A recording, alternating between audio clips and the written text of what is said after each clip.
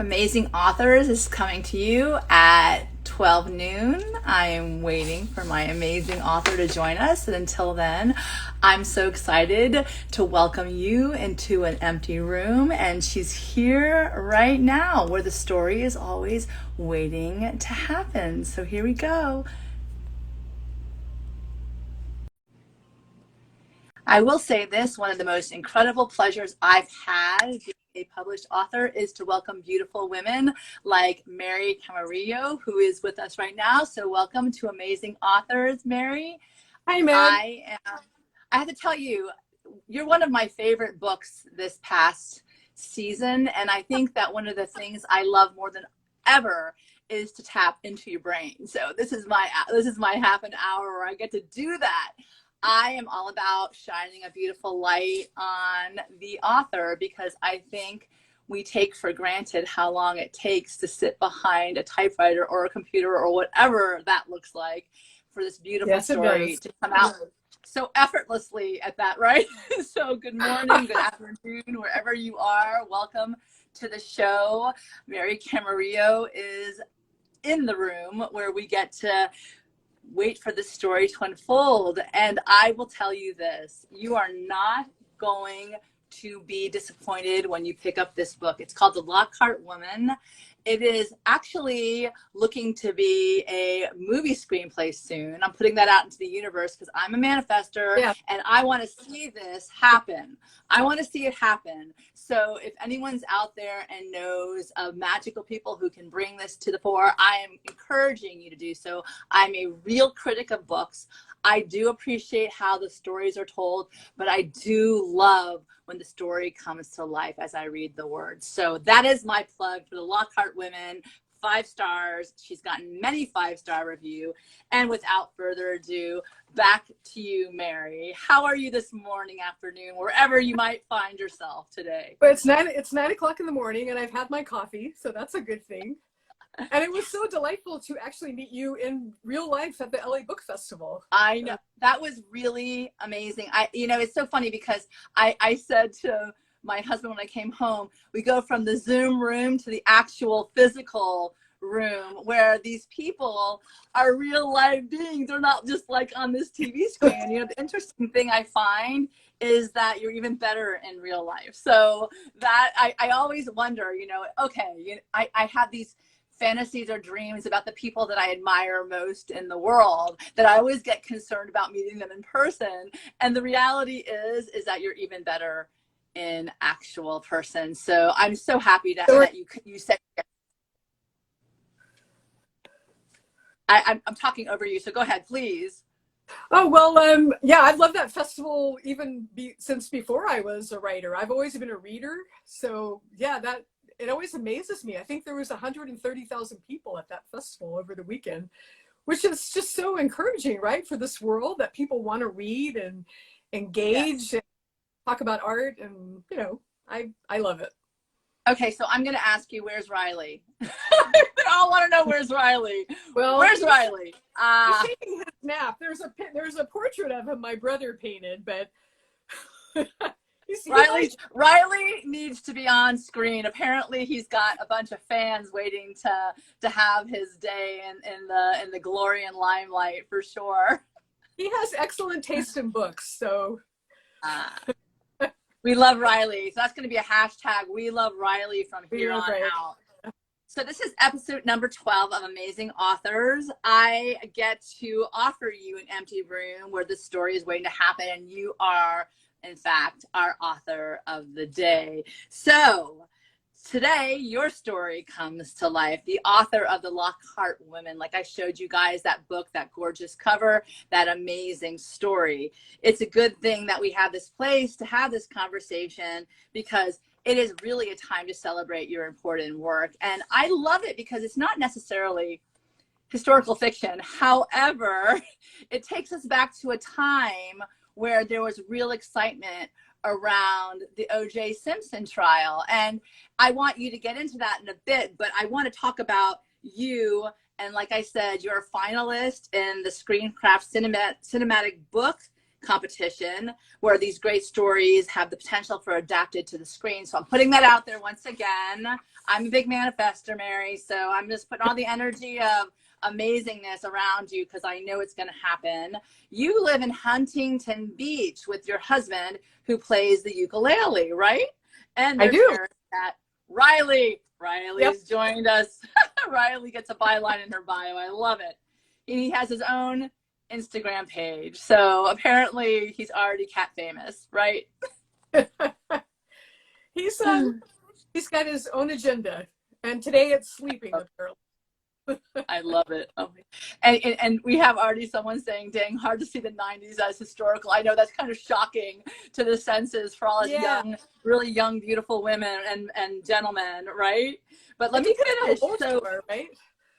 oh, that's true. So you have prose and poetry that appeared in journal like the Sonoram Review, 166 Palms and Tab Journal. The Lockhart Woman is your debut at the young age of 69, and you're grateful for the sisterhood and support of this. She Writes Press authors. So for sure, that has been 70 now, so. Well, even like you don't like what do you go backwards in age? I admire, and I'm going to channel whatever it is that you're doing because I'll take it, right? You know, like I said, I have been very, very lucky to have this theatrical, you know, moment in time to actually have the moment to discuss your author story, which is really, really so interesting. I want to read a summary of the Lockhart Women for those who haven't had the opportunity to know what it's all about. It was published in June 2021, so we're looking at your 1-year anniversary coming up soon, which is super exciting. The Lockhart Woman is based on Brenda Lockhart's family.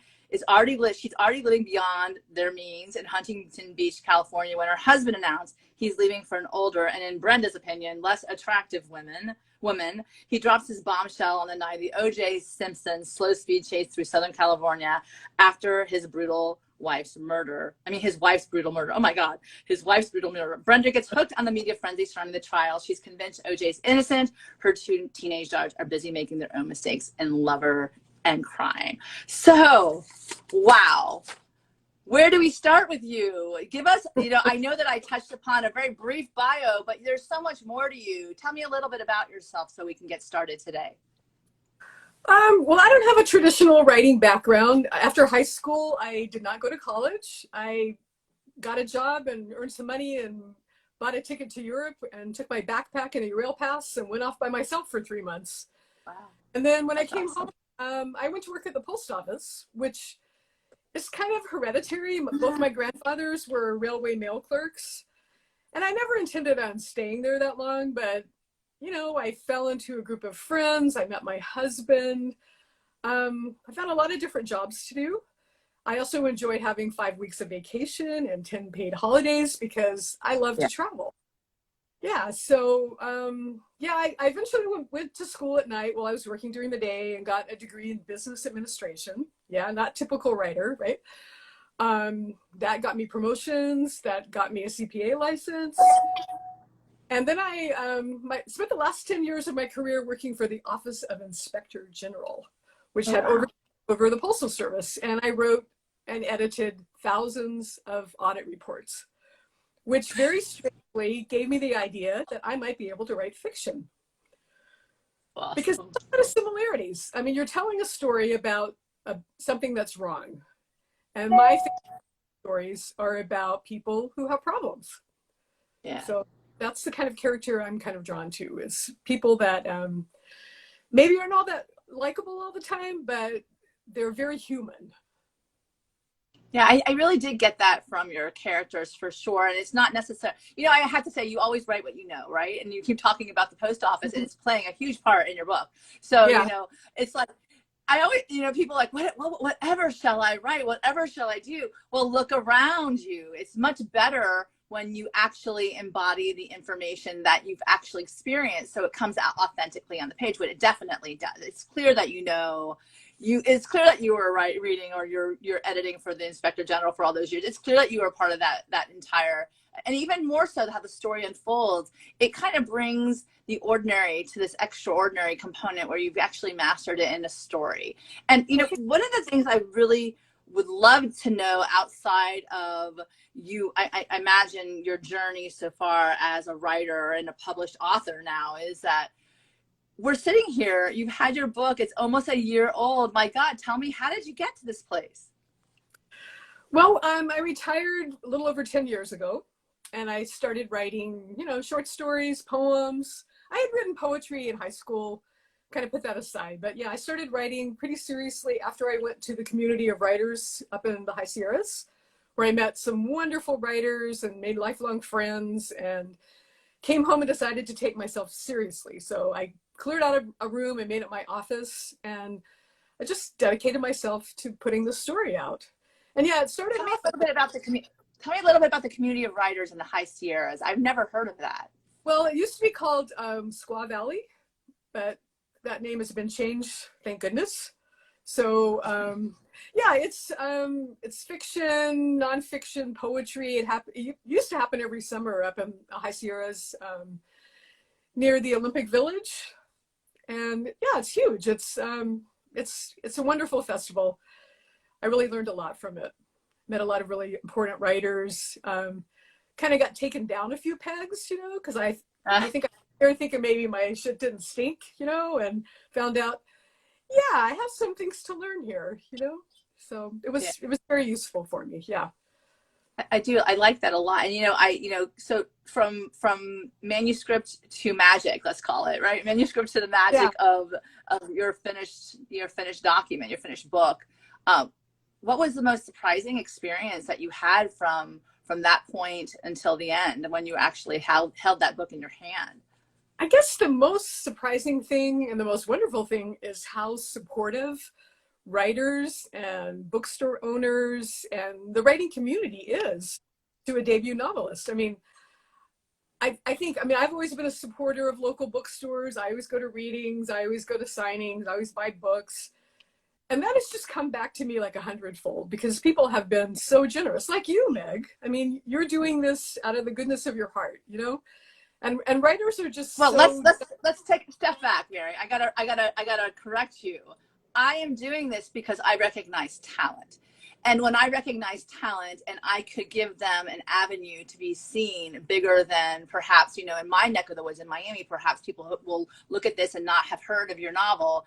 And I've actually added to that, then boom, there you go, drop the mic. I've done something more than just for me alone. So that's, that's not out of the generosity of my own heart. This is because I recognize true talent. You're a good writer, and I enjoyed your book. It's very hard to have a conversation with someone where you're just being like nice, but you really are really a master at your craft. And if I see that, I want to talk about it. And that's why we're here today. You're an amazing author. It's not just in words alone. So back to you. One of the things that I find really, especially since this is a second career, maybe third for you, you went and you got your master's in business administration. This is the third career for you. Where was the resilience that it took for you to do this? Like, to see it through, to think that, oh my God, this idea, you must have been sitting with all of us watching OJ Simpson, rushing down because it came to life on that page. So I just want to ask you. I could write a book about that, But yeah, I'm a very stubborn person. My family will tell you that. I'm the older sister of two brothers. And they would say, yeah, she's bossy and, she's way. So yeah, I'm very stubborn. So I got my CPA license by sitting down at my kitchen table and studying, manuals for weeks on end. And I kind of took the same approach with writing. I just thought, put your butt in the chair and, make something happen. So yeah, I think being stubborn is useful, especially if you want to get your work out in the world.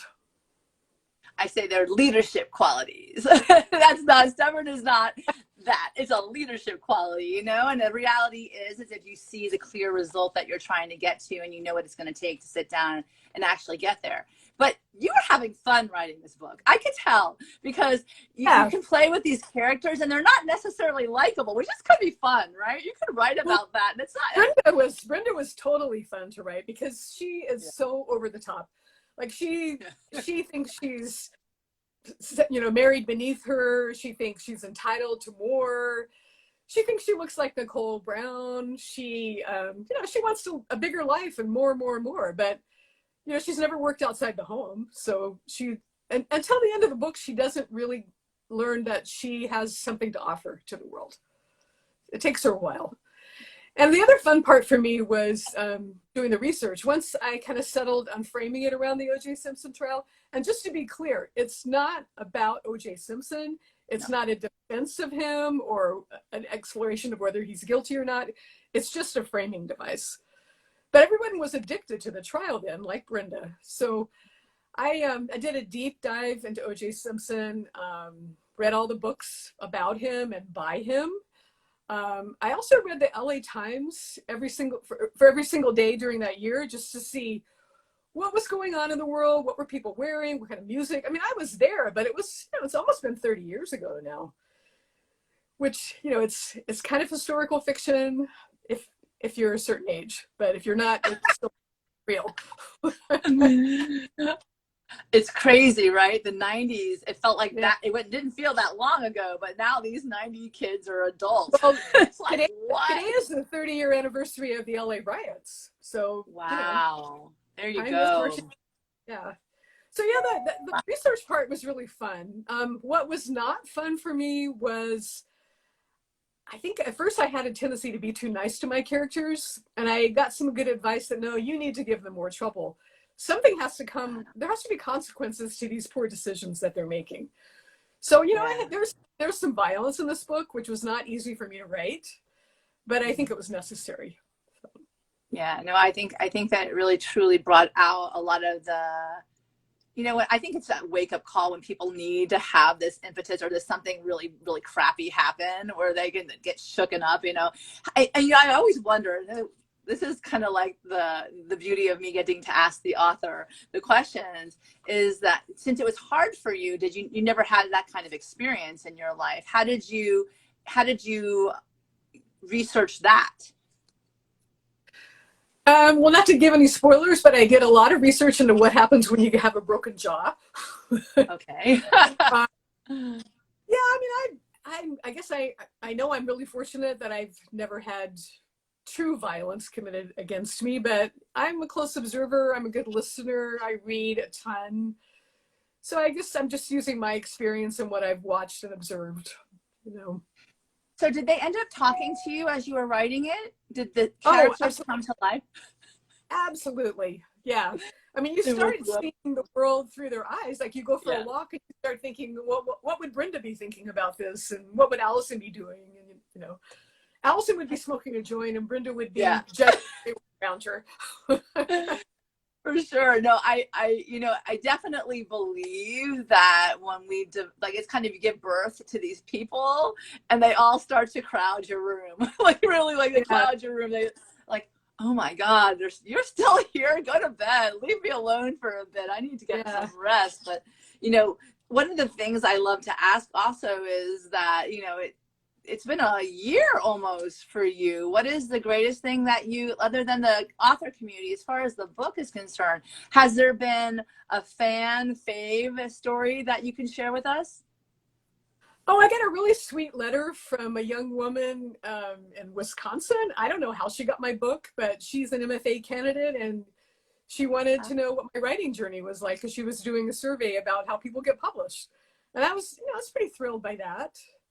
That's crazy good. Yeah, a wonderful experience was in Sacramento.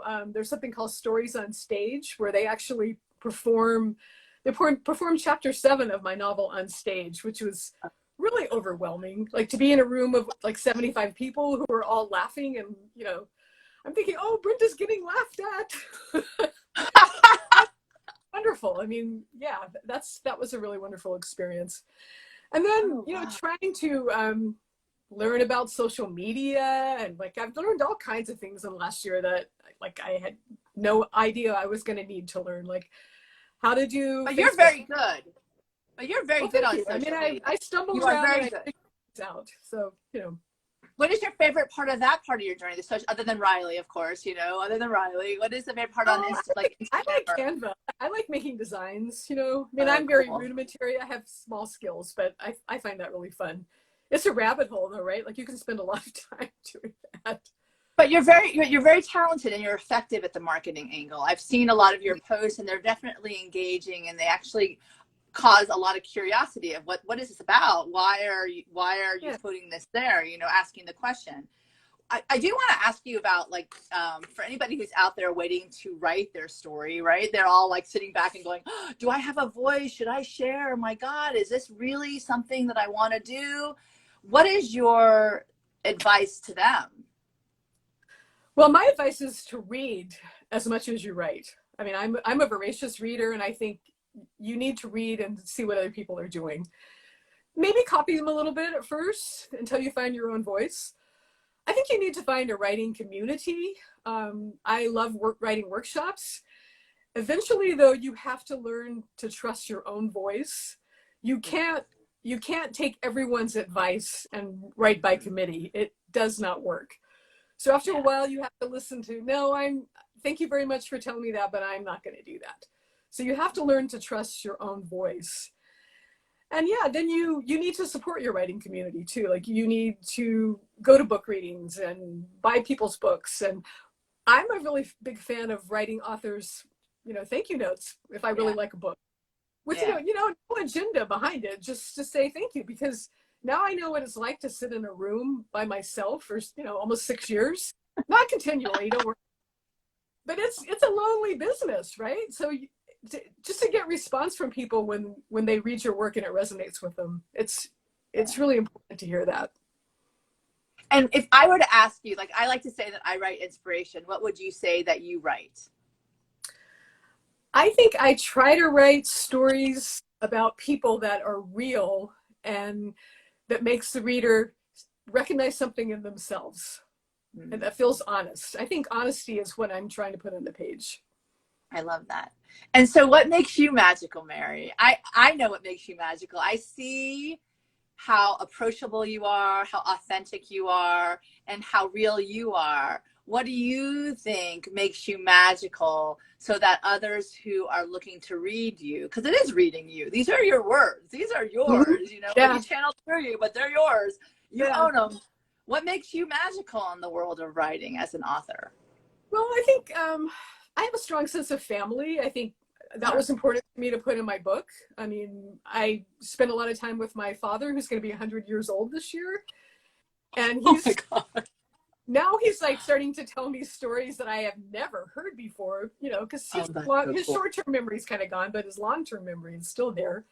So family is really important. I think it's important I love going out to hear live music. That brings me great joy. And I love to plan travel. And I think all of that goes into my work because I'm a very eager observer of the world, I think. I think that I would describe it.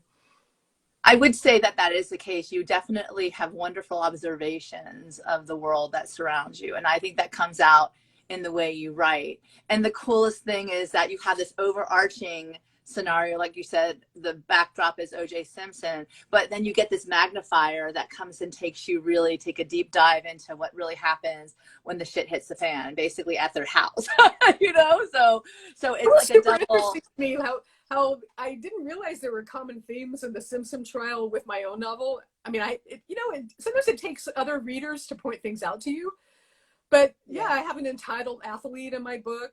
That didn't really occur to me, but there's another entitled athlete who literally got away with murder, Literally. And then themes of women's agency and lack of agency. And I'm really glad I stumbled upon that device because it was very helpful.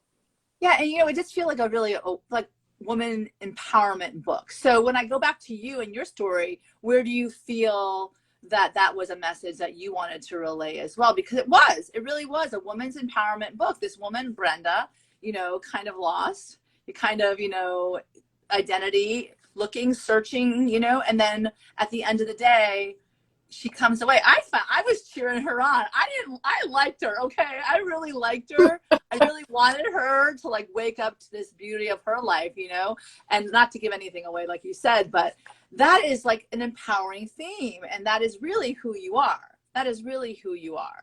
And she's really different than me. I mean, I didn't get married till I was 36. I never had any children. But I had a lot of girlfriends who married young and had children young and got to a point in their life where they started feeling disenchanted with the whole thing, you know, thinking maybe they'd missed out. So I was trying to understand what that would be like, I think. I mean, everybody makes decisions in their life. They have regrets, and, you know, I have a few too. You know, so what are you looking forward to with regard to your book now? Well, like you said, I think it needs to be a movie. That's what I'm looking forward to. I would like to not end up with a garage full of paperbacks. So I'm really trying to sell, because I like to have my car in the garage, you know, so I would like to sell my paperbacks. And I think you're the one that said a book is not like a carton of milk. It doesn't expire. I don't know if you said that, but I think I've heard you say that. It sounds like something good. I appreciate you giving that me credit. I don't know. I say a lot of things, but that's actually like a bottle of wine. You know, it's not dead. It's a lot of people think like the first 2 weeks after your launch is like the most critical, and maybe it is if you're a New York Times bestseller. But I think this book has legs, and I think it's going to be around, you know, for a long time. For one thing, there's only one other book about Huntington Beach, which is very interesting to me, because Huntington Beach is a pretty interesting place. The other book is Kim Nunn's Tapping the Source. And it's very gritty, testosterone driven. It's about punk surfs in the 80s. You know, my book's very different from it. So I think I'm getting some support from the local Huntington Beach community, because it's weird to me that there's not books about Huntington Beach, but there's not. Tell me a little bit more about Huntington Beach, because I think that's a place is really important in all sorts of books, right? And clearly, Huntington was an almost affordable beach town. It's not as beautiful as Laguna or Newport. It's got oil, you know, and during the 60s, there was oil. I used to go to the beach and get oil all over my feet. That's been cleaned up. But it's grittier, you know, and there's a huge punk culture here. It's always been kind of an outlaw town, and we certainly have a reputation now for all the protests we have down at the pier. But yeah, it's not quite affordable anymore. In the 90s, a family like the Lockhart women could almost have afforded to live here on one income. That's not really the case anymore, you know. Yeah. But yeah, it just has a different attitude than most of the beach towns in Southern California, because a lot of people have lived here a long time when it was affordable, and they're really concerned about their lifestyles changing, you know, which is kind of what my next book is going to be about.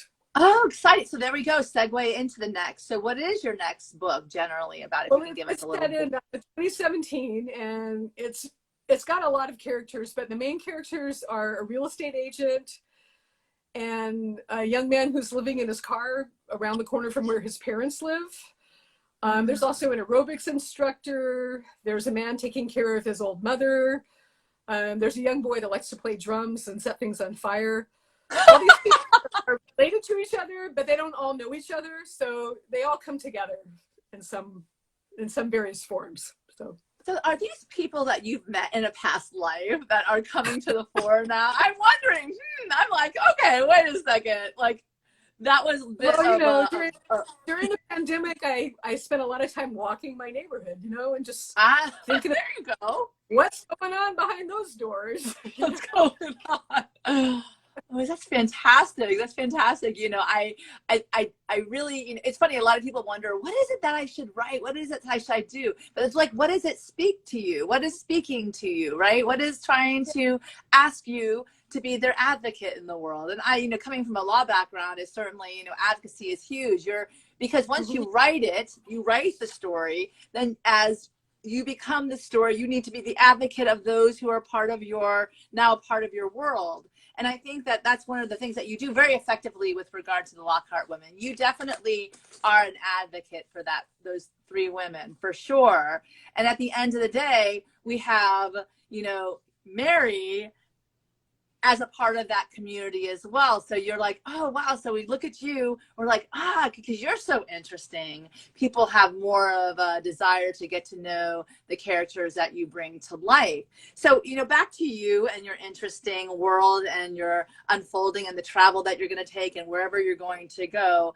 I'm curious, you know, first of all, congratulations. I think that that needs to be said. You know, I'm very proud of the fact that I get the honor of speaking to you today, and I know you, and I know that, you know, I know that I'm lucky because one day you're probably going to be very popular, and you're like going to say Meg who, and I'll say, remember me back in the day, Meg who? I don't know. Oh, please. Anyway, so I wanted to ask you just really, you know, what are you surprised by the most as far as where you are a year later? I'm surprised I feel comfortable doing things like this. You know, when I wrote this book, I don't think it ever occurred to me that I was going to have to talk about it. I thought, oh, I'll publish a book, people will read it, and they'll just say whatever they want to say. You know, I don't think it really occurred to me that I was going to have to, like, you know, say what it was about and try to sell it. And, you know, it's all this is new for me. You know, I'm definitely an introvert. I mean, I think I'm an outgoing, friendly person, but I'm very much more the observer, you know? So yeah, this has surprised me. Like next weekend, I am doing a workshop for the first time in Palm Springs, which is kind of terrifying me, but I'm also telling myself, be excited about it, because apparently I have a lot of things to say. So I'm excited. Yeah, you know, it's kind of like you and I and the rest of the how many people are going to hear this. We're having a conversation and with interesting, really interesting people that I always get curious as to what I can learn from this and what it can bring and enhance my world. You know, the kind of the fun part, right? So Yeah. it's funny that you say you're an introvert. I don't see you that way. However, you know, I appreciate that, you know, as that, you know, the energy it takes to come to the fore, but you're doing a wonderful job and you're very incredibly agile at your message, which is ultimately what you've told us today, you know, paying attention to all the wonderful stories that could be lurking behind the doors in your neighborhood, pretty much is what I heard you say, which I'm is stalking. fantastic.